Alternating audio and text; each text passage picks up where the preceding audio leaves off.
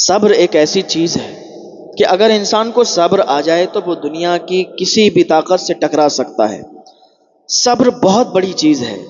اللہ تعالی ہم سب کو صبر کرنے کی توفیق عطا فرمائے۔ اگر کوئی اونچی زبان میں بات کرے آپ سے، اونچی زبان میں بول دے، تو آپ صبر کر لیا کریں، کیونکہ صبر کا پھل میٹھا ہی ہوتا ہے۔ یہ بات حقیقت ہے۔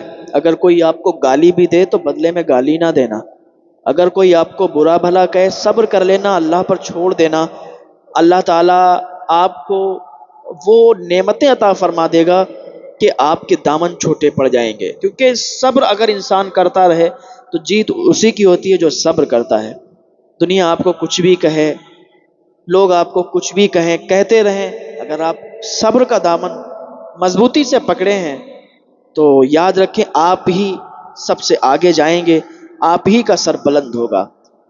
تو میں عرض کر رہا تھا کہ دو میاں بیوی رہتے تھے ایک گھر میں، ان کی ساس رہتی تھی، تو ایک بیٹی تھی، ایک لڑکی تھی، ابھی نئی نئی اس کی شادی ہوئی تھی۔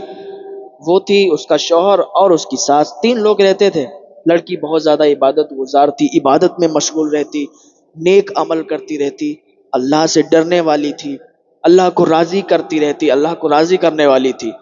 لیکن ہوتا کیا ہے، کسی کسی گھر میں جو بہت زیادہ پرہیزگار لڑکیاں ہوتی ہیں، ان کی شادیاں ہوتی ہیں، تو کہیں کہیں ایسا دیکھا جاتا ہے کہ ساس بہت زیادہ تیز ہوتی ہے، کہیں کہیں ایسا ہو دیکھا جاتا ہے کہ بہو بہت زیادہ تیز ہوتی ہے۔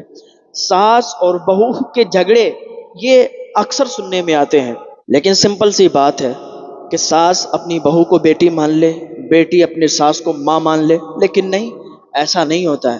وہ کچھ گھر ہوتے ہیں جن میں ایسا ہو جاتا ہے، لیکن اکثر ایسا نہیں ہوتا ہے، وہ جھگڑے چلتے رہتے ہیں۔